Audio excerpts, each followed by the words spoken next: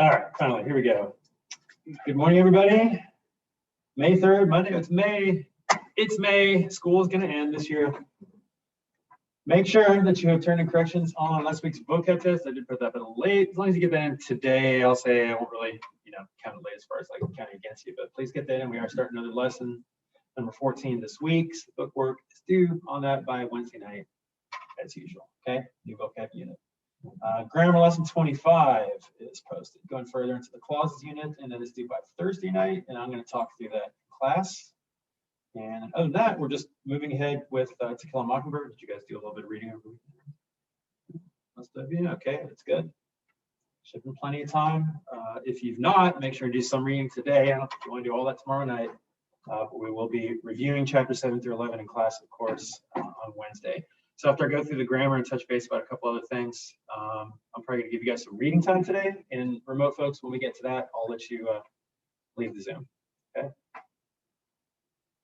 All right, let's take a look at the grammar for today. Feel free to open it if you want, or you could just watch me.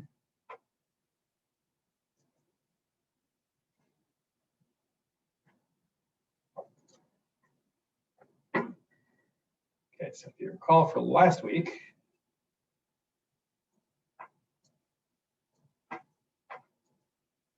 we were looking at simple versus compound sentences. Right now we're taking a step forward. Complex and compound complex sentences. So remember, simple is one independent, no subordinate. Compound is two or more independent, no subordinate. A complex sentence contains one independent clause and one or more subordinate clauses. So it could be 2 or 3 or even 4 clauses, but it only has one independent. Okay? And any others would be subordinate clause. Remember, what's a subordinate clause? It's got, because we didn't have those in simple or compound sentences. A subordinate clause, which you always at least have one of in a complex sentence, still has a subject and verb. It's still a clause, right? But what does it have in the front of it? It makes it different. Remember what that's called? Words like after, although, if, since. They become kind of transition words, but there's a name for them grammatically. Subordinating. What? No, this is what makes it a subordinate clause. Remember, I'm asking you what makes a subordinate clause. It's still a group of words that has a subject and a verb, right? But it has a word on the front of it that subordinates it. What's that word called grammatically? A subordinating conjunction, okay? Or a relative pronoun or relative adverb sometimes, like who, who's, which, and that. Okay, so example, when she heard the applause, Beth felt proud. You guys tell me, why is that a complex sentence? Making you think. And counter participation, of course. Why is that a subordinate clause? There's 2 clauses there, you can tell that, right? But it's not compound, it's complex, which means one of those is subordinate and one of them is independent. So what's what? No.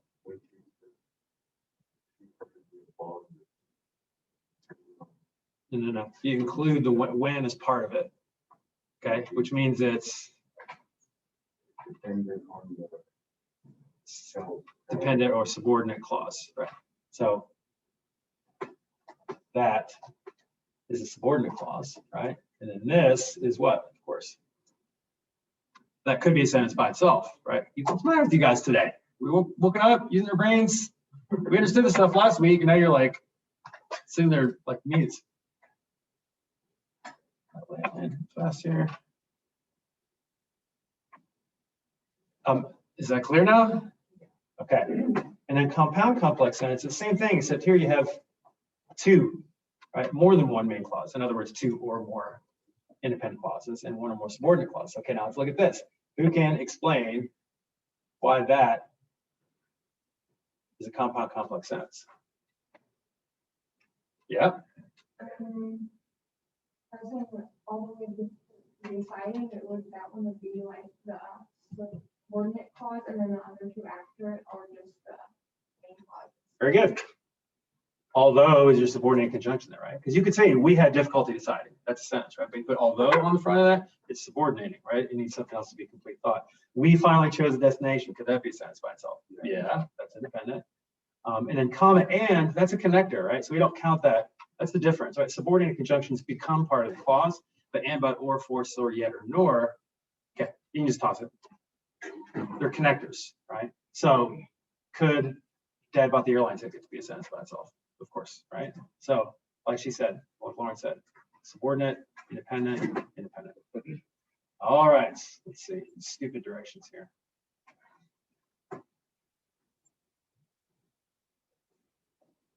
Here we go. We're only going to do exercise 2, okay? And I believe there's 20 of these, right? I was like 18 of them, that's fine. Okay, so we're going to do all 18 of exercise 2. Let's look at 1 or 2 more as an example, maybe. So as we near the hot air balloon festival, the sky looked like a fairyland. Okay? That, remember, as, okay, you might not think of it, but that is a subordinate conjunction, right? So that's subordinate. We're putting 2 lines under it. And then the sky looked like a fairyland. That is independent. 1 line under that. 1 independent, 1 subordinate makes it just complex rather than compound complex. Okay, so C for complex, CC for compound complex. It's going to be fairly obvious sometimes, right? Like you think to yourself, oh, there has to be at least 3 clauses for it to be compound complex. But what if it had 1 independent and 2 subordinate? What's that? Which kind? 1 independent, but 2 subordinate. Is that compound complex? It's not, because it still only has 1 subordinate. Okay, so it'd be compound. Remember what the word compound means? It means 2 independent clauses, right?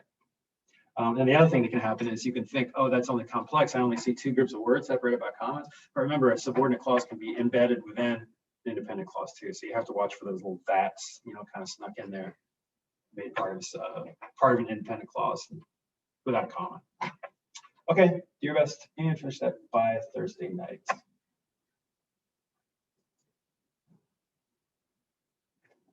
Okay, folks at home, any questions about anything? Okay, let's do a good job working on finishing that study guide by tomorrow night. Of course, I won't see you tomorrow, but we're going to have reading time the rest of the time, so you guys can feel free to not be on the Zoom for that.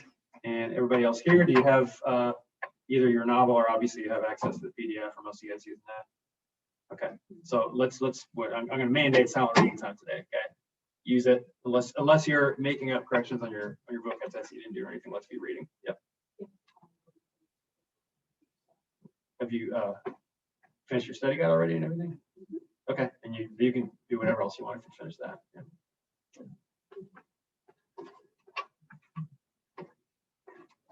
Okay, see you guys.